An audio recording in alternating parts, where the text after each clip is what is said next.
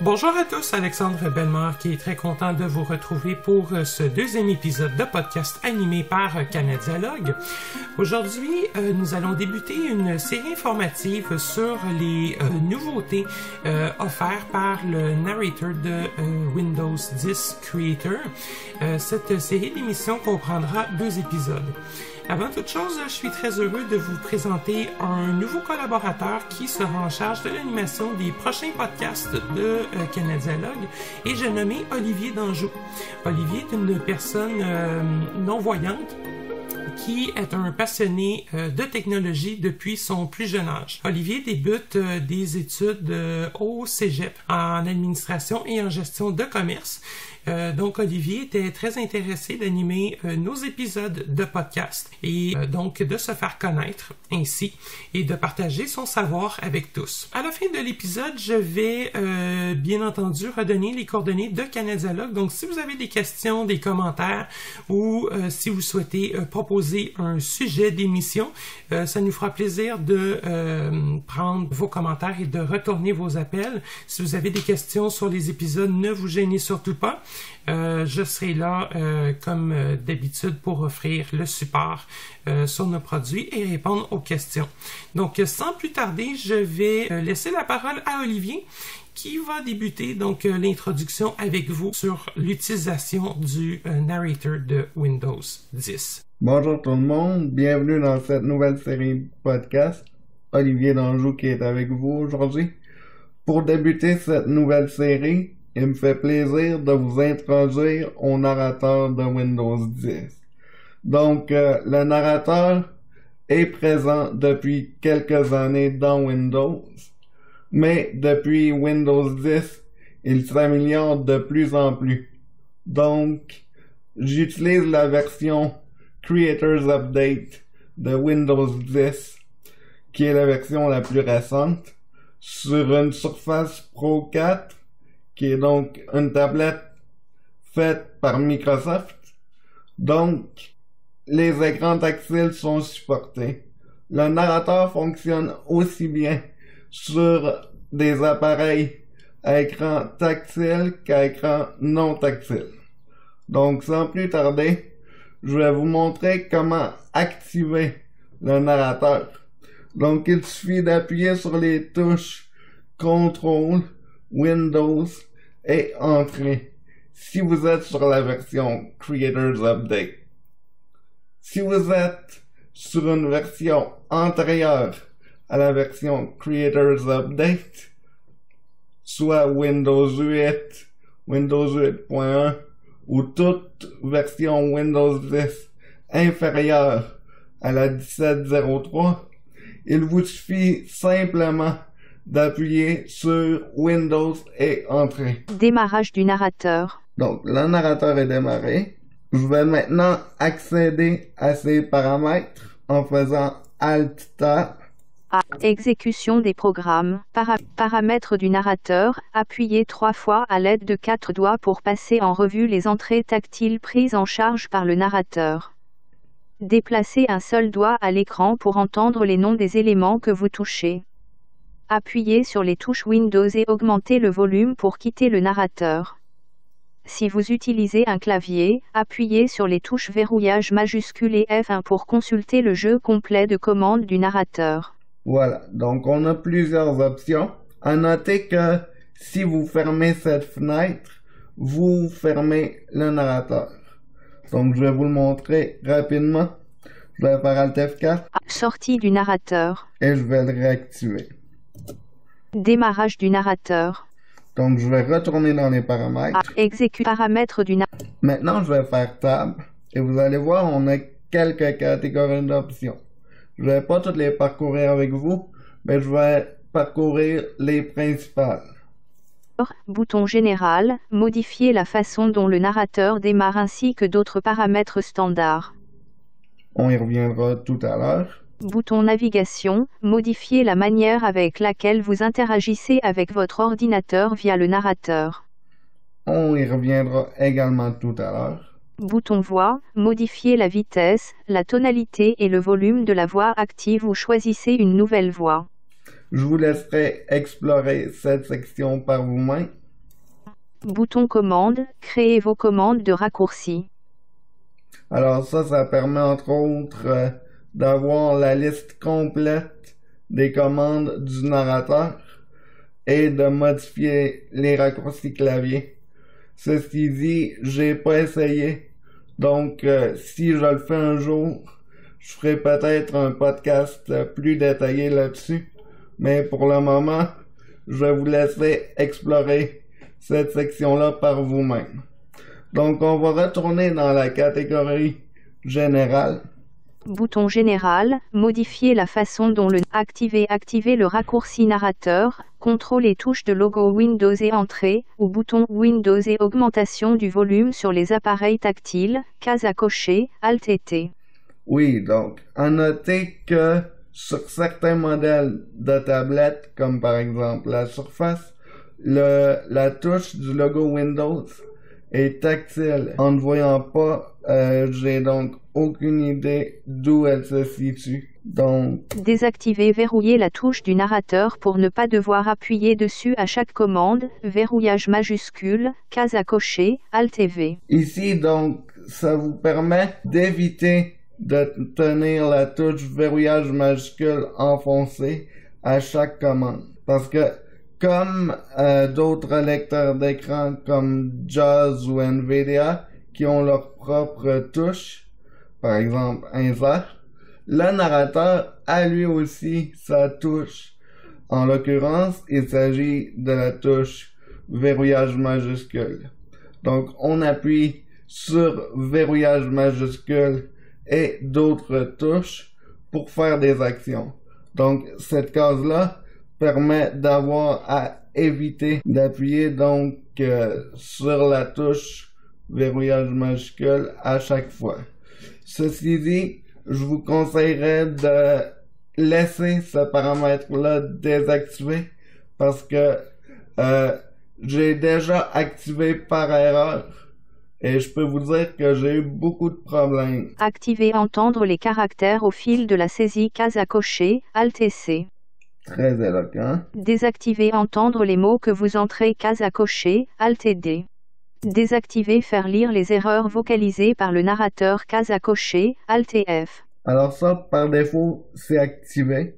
Donc, pour l'activer, je vais faire espace. Et activer. C'est une case à cocher, en fait. Ce que ça permet, c'est, dans le fond, lorsque vous arrivez au bout d'une liste, que ce soit de caractères, de mots, de liens, etc., le narrateur fait un son et dit aucun élément suivant, aucun élément précédent, etc. En ayant cette option-là désactivée, le narrateur ne dit plus aucun élément suivant, aucun élément précédent, il fait juste jouer le son. Donc, c'est à vous d'ajuster selon vos préférences. Activer mettre le curseur en surbrillance case à cocher, Alt et M. Alors ça, cette option-là, c'est comme si vous êtes familier avec VoiceOver. Vous savez que lorsqu'on se déplace, il y a un rectangle qui suit le curseur de VoiceOver. Eh bien, ici, c'est la même chose. Donc, il y a un curseur bleu quand on se déplace qui suit pour indiquer où est-ce qu'on se trouve. Activer jouer des signaux audio case à cocher, Alt et J. Activer lire les conseils et les astuces de l'interface utilisateur case à cocher, Alt et F. Activer baisser le volume des autres applications quand le narrateur parle case à cocher, Alt et A. Oui, donc ça il s'agit d'atténuation d'audio. Je vous en ferai une démonstration tout à l'heure. Zone de liste modifiable conserver les notifications à lire pendant 30 secondes, modifiable, Alt et N. Réduit. Donc, lorsqu'il dit zone de liste modifiable, c'est une liste déroulante. Donc, vous pouvez ajuster avec les flèches. Zone de liste modifiable conserver les notifications à lire pendant 15 secondes, modifiable, Alt et N. Lien, vérifier si le narrateur démarre à la connexion.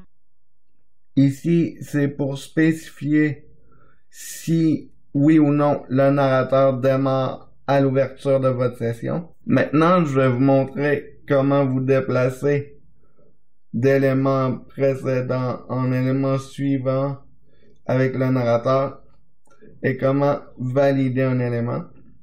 Donc, on peut y aller avec tab, match tab et les flèches comme on est habitué, sauf que dans certains contextes, c'est préférable d'aller soit vers la gauche ou vers la droite, comme si on avait un écran tactile.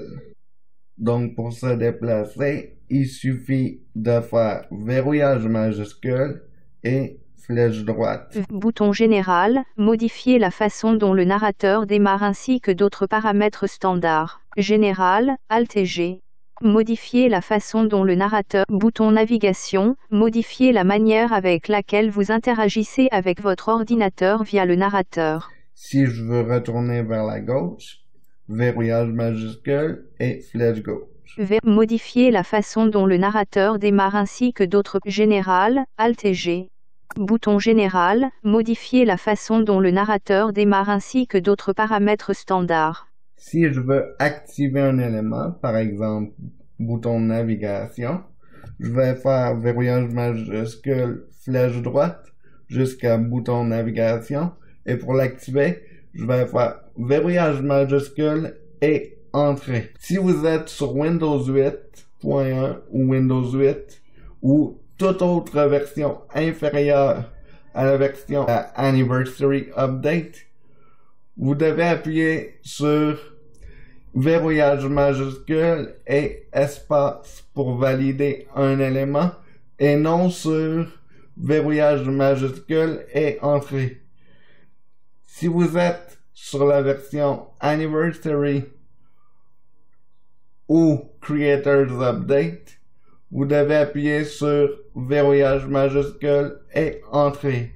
Pour connaître votre version de Windows, il vous suffit d'appuyer sur Windows R, exécuter, modifier, ouvrir, et de taper WinVer. Donc, W-I-N, exécuter, modifier, ouvrir, WinV, modifiable. Donc, W-I-N-V-E-R. À propos de Windows, bouton OK. Donc, je vais me déplacer avec verrouillage majuscule et les flèches.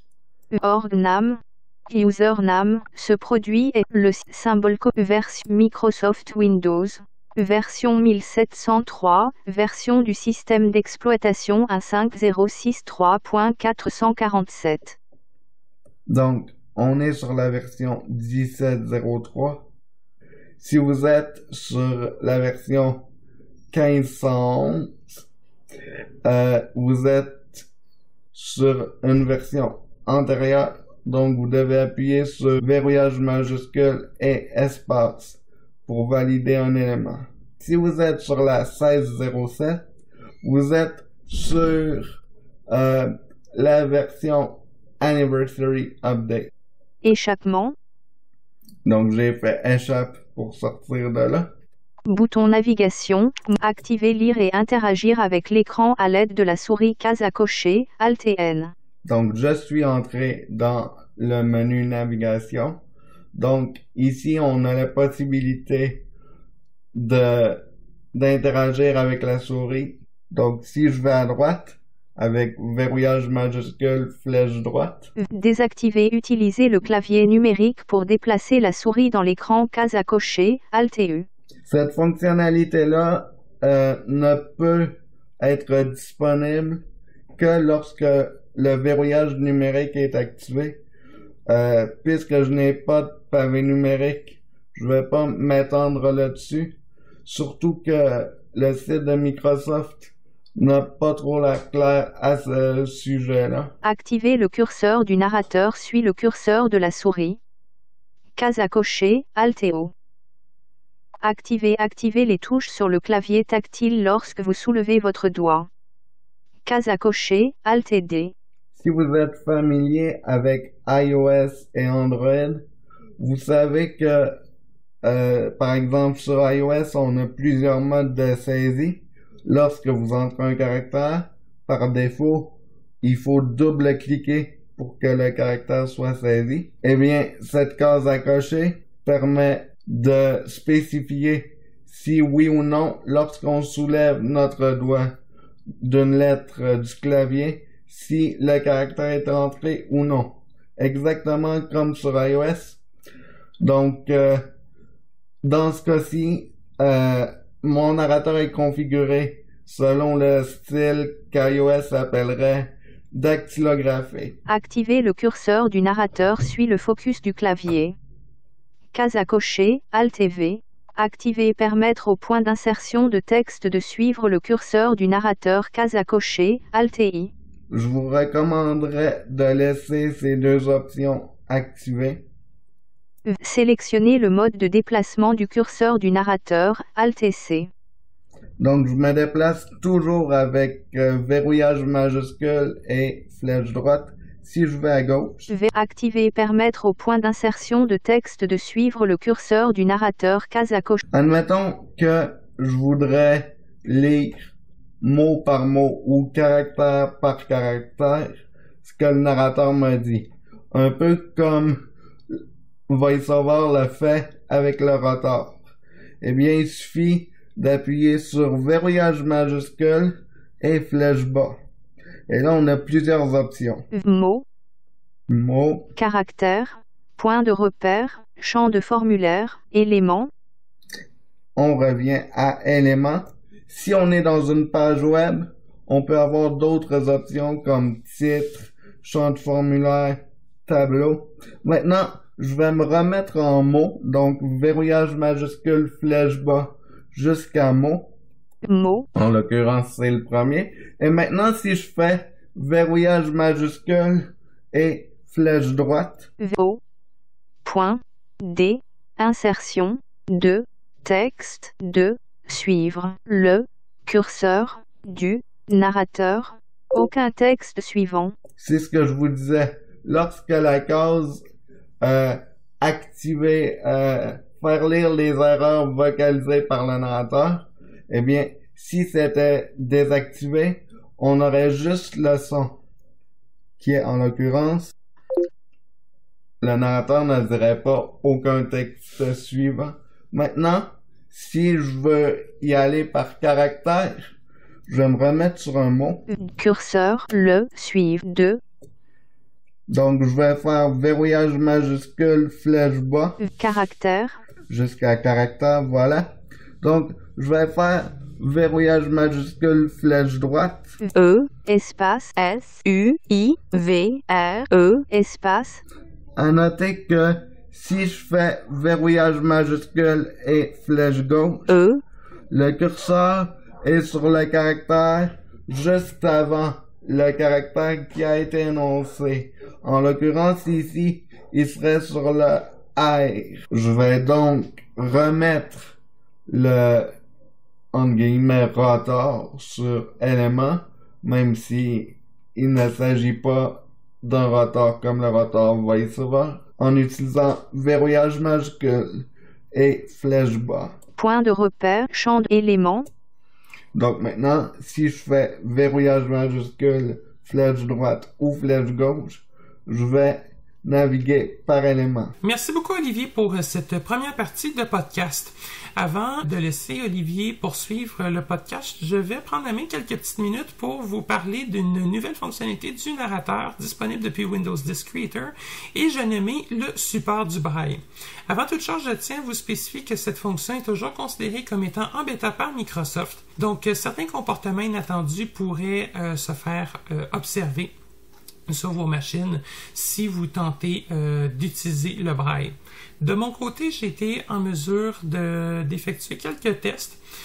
Les afficheurs USB et Bluetooth sont supportés par Microsoft. J'ai effectué des tests avec un afficheur Focus, de même qu'avec un afficheur Brilliant B40 de Humanware. Du côté des deux afficheurs, il a été possible de les utiliser en Bluetooth. Par contre, du côté de la Focus, j'ai été uniquement en mesure de la connecter via Bluetooth. La connexion USB n'est malheureusement pas fonctionnelle à l'heure actuelle. Je vais donc vous expliquer comment paramétrer une Focus Blue 40 en Bluetooth pour vous donner un aperçu de la fonctionnalité braille du narrateur. Donc tout d'abord, ce qu'on va faire, on va se rendre sur notre bureau avec la combinaison de touches Windows D. Corbeille, un off 9. On va démarrer le panneau de configuration. Panneau de configuration. Donc j'ai sur mon bureau une icône me permettant d'avoir un accès au panneau de configuration. Malheureusement, cette icône, le panneau de configuration, n'est plus disponible par le menu contextuel dans Windows Disk Creator. Donc, le meilleur moyen sera de vous créer un icône permettant d'y accéder directement par le bureau. Il est possible de connecter un périphérique Bluetooth par le centre des paramètres de Windows. Toutefois, la façon la plus simple demeure de passer par le panneau de configuration. Donc, on va ouvrir notre panneau de configuration avec la touche Enter. Entrée, tous les panneaux de configuration, liens, barre des tâches et navigation. Pour que la présente fonction puisse être utilisée, je vous suggère de mettre votre panneau de configuration en affichage soit grande icône ou petite icône. L'affichage catégorie est à proscrire. Ici, dans mon environnement, je suis déjà paramétré sur l'affichage correct, me permettant d'avoir accès à l'option de pairage des périphériques. Donc, on va se rendre tout simplement dans périphérique et imprimante. Donc, je vais écrire les lettres P, accent aigu, R. Lien, périphérique et imprimante. On va appuyer sur Enter. Entrée, imprimante, fax, on-off. Donc là, ici, ce qu'on me présente, ce sont tous les périphériques connectés à l'ordinateur. J'ai appuyé sur CTRL pour terminer l'élocution du narrateur. Avant de faire quoi que ce soit, on va démarrer la Focus 40, histoire que cette dernière soit prête à pairer. Donc, je tiens le bouton de démarrage de la Focus, et voilà. Donc, vous l'entendez au micro, la Focus est bien démarrée. Je vais appuyer sur majuscule Tab pour trouver le bouton permettant d'ajouter un nouveau périphérique et je vais l'activer avec la touche Enter. Module de commande, bouton Ajouter un périphérique. Entrée, Ajouter un périphérique, device list, bouton Apple TV. Donc voilà, on trouve une Apple TV ici, parfait. Je vais naviguer dans ma liste de périphériques avec mes flèches, histoire de repérer ma Focus 40. Bouton Focus 40 BTE 8D169E5. Voilà, donc c'est son nom. J'appuie sur Enter pour démarrer le pairage. Entrée, Focus 40 BTE 8D100 modification. Ici, ce qu'on me demande, c'est le NIP. Donc, dans le cas de la Focus, ce sera 0000. 0000. Et Enter. Entrée. Barre de progression device Setup Details Progress, 5%. Normal, valeur actuelle, 5, valeur minimale 0, valeur maximale 100. Barre de progression device Setup Module de commande, bouton Ajouter un périphérique. Ajouter un périphérique sans fil ou réseau à cet ordinateur. OK, donc voilà, qu'est-ce qu'on a entendu ici? Donc, c'est tout simplement la barre de progression nous disant que le périphérique était en cours d'être ajouté. Donc, ça a pris quelques secondes, l'ajout s'est effectué. Sur la Focus, on n'a toujours absolument rien qui s'affiche, mis à part donc l'écran de démarrage de la Focus, donc Focus 40, 5.71, l'état de la batterie et le symbole disant qu'il n'y a aucune connexion d'active. Une fois que ceci est effectué, on est de retour à l'heure actuelle sur le bouton d'ajout de périphérique. On va devoir appuyer sur Tab pour se rendre dans la liste des périphériques et vérifier une petite information. Avant d'effectuer cette manipulation-là, je tiens toutefois à vous indiquer que des fois Windows est un petit peu capricieux au niveau du Bluetooth. C'est parfois nécessaire, après avoir activé l'ajout de périphériques, d'appuyer, si on a trop de périphériques inconnus, d'appuyer sur échappement, de recommencer la procédure et ce, jusqu'à ce que l'afficheur braille apparaisse. Des fois, ça peut prendre 2 à 3 fois. C'est un petit caprice de Microsoft. Donc, à partir d'ici, je vais appuyer sur Tab pour qu'on puisse se rendre dans la liste permettant de voir les périphériques connectés à l'ordinateur. Fax, on-off 3, fax, et on va trouver complètement dans le bas, donc dans la section non spécifiée, la Focus. Périphérique, casque, périphérique multimédia, MyBook non spécifié, 4, en tête de groupe. Développer. Donc, je vais descendre, sachant que j'ai 4 périphériques ici. Braliant B40 000773, 1 of 4. Donc, Braliant voilà. B40. OK, je vais l'arrêter. Un Brilliant BI qui a déjà été couplé auparavant. Je vais me tasser vers la droite. Microsoft Wireless Transceiver, C'est 2 pas of ça. USB Ultra Pro, C'est pas 3 ça. of Focus 40 BTE 8D 169 E5. C'est ce qui nous intéresse. On va aller dans les propriétés, Alt Enter. À entrée. Propriété 2, Focus 40 BTE 8D 160. On va trouver à partir d'ici l'onglet Matériel, donc Contrôle Tab. Sélectionner, Matériel Tab Item. Sélectionner, On va appuyer sur Tab. Fonction du périphérique, table fonction du périphérique, la table à 2 lignes, 2 colonnes, 2 en-têtes de colonne, un niveau des en-têtes de colonne, 0 en-tête de ligne, 0 niveau des en-têtes de ligne, la table lit de gauche à droite, puis de haut en bas, Focus 40 BTE 8D 169 E5, 1 of 2, sélectionner, sélectionner, C'est pas ce qui nous intéresse. On va descendre avec la flèche vers le bas. lien série sur Bluetooth standard, COM7, 2 of 2, sélectionner. Voilà, c'est ce qui nous intéresse ici. Donc, lien, série sur Bluetooth, comme 7. Je vous le fais réécouter. Lien série sur Bluetooth standard, COM7. Et voilà. Donc, le numéro du COM est à noter. C'est une information qui va varier selon chacune de vos machines respectives. Donc, ici, on l'a sur le COM 7. Donc, c'est l'information qu'on va devoir aller donner au narrateur pour que le pairage Bluetooth puisse s'effectuer sans trop de problématiques. Donc, on va fermer tout ça. Première des choses, échappement pour sortir des propriétés. Et non spécifié, Focus 40. Parfait. On va appuyer sur Alt F4 pour sortir de la fenêtre périphérique imprimante. AF4. Et on va retourner sur le bureau avec Windows D. Panneau de configuration, 6 of 9, sélectionner, activer, sélectionner. On est de retour sur le bureau. On va maintenant lancer le centre de paramètres liés à l'accessibilité, donc l'ergonomie de Windows 10 avec la combinaison Windows U. U, paramètres, paramètres, zone de recherche, rechercher un paramètre, modification. On va appuyer sur Tab à partir d'ici. Narrateur, un offset, sélectionner, sélectionner. On va appuyer sur Tab jusqu'à temps qu'on puisse trouver l'option permettant d'installer le braille. Activer, narrateur, désactiver, démarrer le narrateur. Zone de liste modifiable, choisir une voix, Microsoft Tort, vitesse, tonalité, activer, activer, zone de liste modifiable, volume de zone de liste modifiable, ordre de activer, caractère, activer, mots que vous tapez, désactiver, baisser le volume, activer, lire les, activer, mettre en surbrille, activer, faire en sorte, désactiver, activer les touches du lien, page web Brulti. Lien, terme du contrat de licence GNU GPLv3, bouton télécharger et installer le braille. Et le voilà. Donc, télécharger et installer le braille, c'est l'option qui nous intéresse ici. Donc, je vais appuyer sur Enter. Entrée, téléchargement.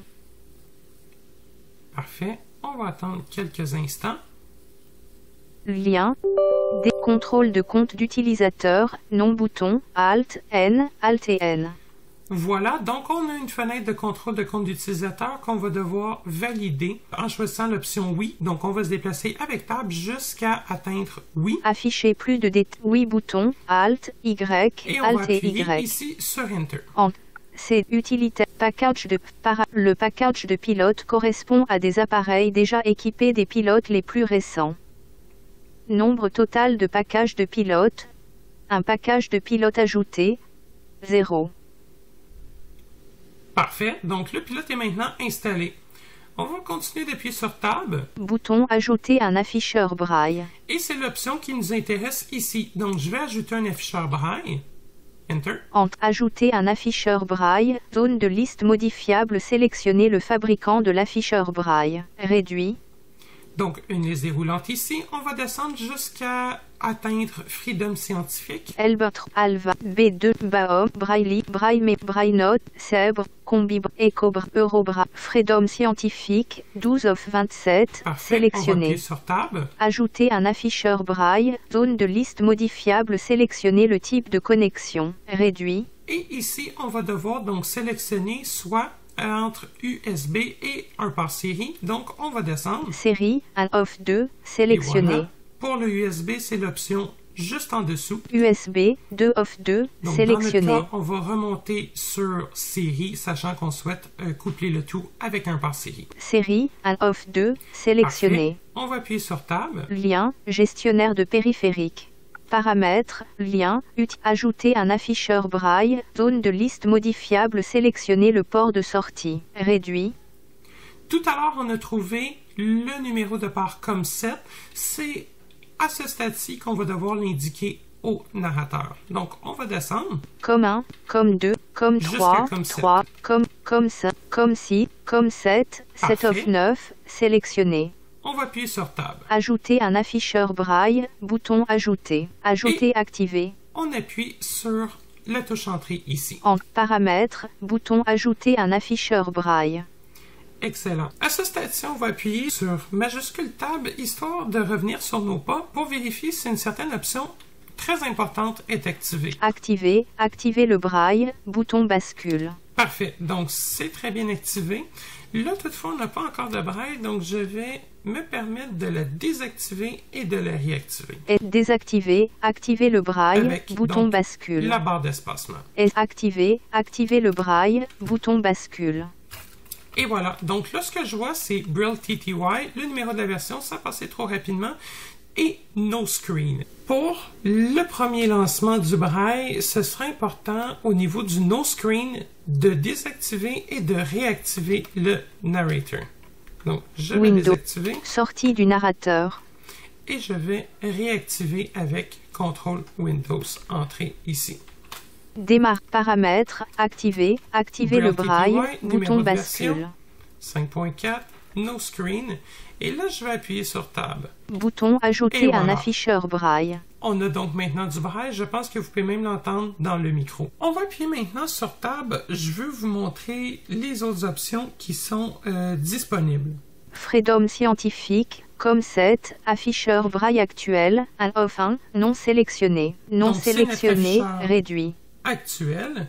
Donc, si on souhaiterait effectuer des modifications ou le supprimer, on pourrait donc le sélectionner en appuyant sur la barre d'espacement. Freedom scientifique, COM7, afficheur braille actuel, off 1, sélectionné, développé. Voilà, et appuyer sur Tab. Bouton modifier.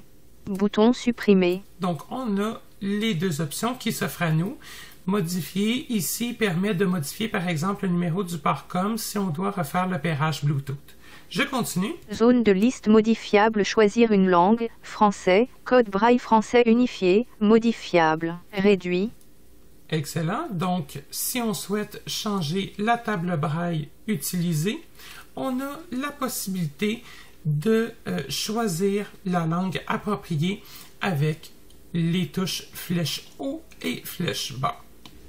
Donc, on peut regarder qu'est-ce qu'on a avec les flèches. Je vais me promener un petit peu. Français, Canada, français, France, français, code braille français unifié, gaélique, 29 of 87. Parfait. Français, code braille français unifié, 28 of 87, sélectionné. On va appuyer sur Tab. Zone de liste modifiable, choisir un type de table, ordinateur braille, 6 points, modifiable. Ordinateur braille, 8 points, 2 of grade 2, 3 of 3, sélectionné. Ordinateur braille, 8, ordinateur braille, 6 points, 1 of 3, sélectionné. Donc voilà, donc on a le choix donc entre les différentes tables braille disponibles et on peut adapter le tout à nos besoins. Si on appuie sur Tab. Lien, obtenir de l'aide. Et voilà, donc on a terminé les paramètres. On peut fermer le tout avec Alt F4. F4. Et ainsi profiter du braille. Donc, bien évidemment, c'est une fonction qui est encore en bêta. Donc, il y a certaines lacunes, dont par exemple des instabilités au niveau des afficheurs braille Bluetooth. Donc, des fois, on a malheureusement encore des connexions intempestives. Donc, des déconnexions quand même assez régulières. Et sinon, au niveau de la présentation du texte, c'est quand même assez correct, bien qu'il y a encore des améliorations effectuées. Au niveau, par exemple, du preneur de notes, Notepad, donc du bloc-notes, donc c'est possible de lire l'ensemble du texte, de se déplacer avec les curseurs éclairs sans trop de problèmes de ce côté-là. Et encore, de relire le texte assez facilement avec les touches de déplacement. Là où le bas blesse un petit peu, c'est que si par exemple dans un texte il y a un changement de ligne, la ligne 1 et la ligne 2 se retrouvent dans certaines situations collées, donc il n'y a pas de changement de ligne des fois qui s'effectue en braille. Donc ça, des fois, c'est un petit peu tannant à ce niveau-là. Autrement, pour les utilisateurs d'afficheurs braille qui disposent d'un clavier, il vous sera possible d'utiliser le clavier de ce dernier pour entrer du texte dans un éditeur de texte ou pour effectuer certaines commandes. Donc voilà, je laisse la parole à Olivier pour compléter le podcast. Donc, pour terminer ce premier podcast, je vais vous montrer l'atténuation audio avec une de mes chansons préférées qui s'appelle Good to Me.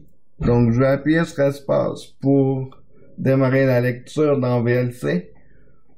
Et notez bien que lorsque le narrateur va parler, la musique va être moins forte que lorsque le narrateur ne parlera pas. Espace. Windows. Donc on va Cortana, aller sur le bureau. zone de recherche, modification. Fenêtre Connie Talbot, Good to Me, lecteur multimédia VLC.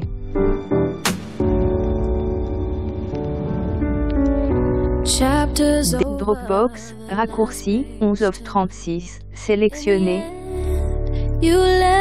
Exécution des programmes. Application active un Connie Talbot, Good to Me, lecteur multimédia. Espace. Donc voilà pour la démonstration. Je vous remercie beaucoup d'avoir écouté ce podcast. C'était Olivier. Je vous dis à très bientôt dans un prochain podcast dans lequel on parlera du mode analyse du narrateur.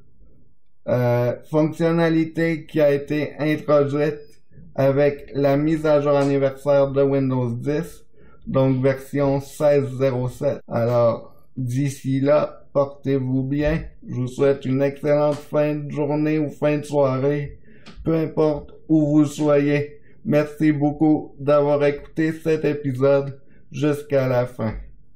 Allez, salut! Avant de terminer cette présente émission, je tiens sincèrement à vous remercier toutes et tous pour votre fidélité envers cette série de podcasts sur les technologies adaptées. Je tiens également à remercier notre fidèle collaborateur. À titre de rappel, je tiens à vous informer que Canadialogue n'offrira en aucun temps du support technique gratuit en lien avec des produits dont il est question lors de ces émissions et qui ne sont pas directement commercialisés par la société Canadialogue. Si vous avez des questions, commentaires ou suggestions en lien avec cette série de podcasts, je vous invite à communiquer avec nous par courriel à l'adresse podcast@canadialogue.com, podcast@canadialogue.com. Vous pouvez également nous rejoindre par téléphone au numéro sans frais 1-888-730-0003. 1-888-730-0003, le poste 555. Le poste 555. Je vous invite également à consulter notre site web qui regorge d'une foule d'informations utiles au www.canadialogue.com, www.canadialog.com. Nous sommes également présents sur les différents médias sociaux tels que Facebook, Twitter et YouTube. Je vous remercie de votre écoute.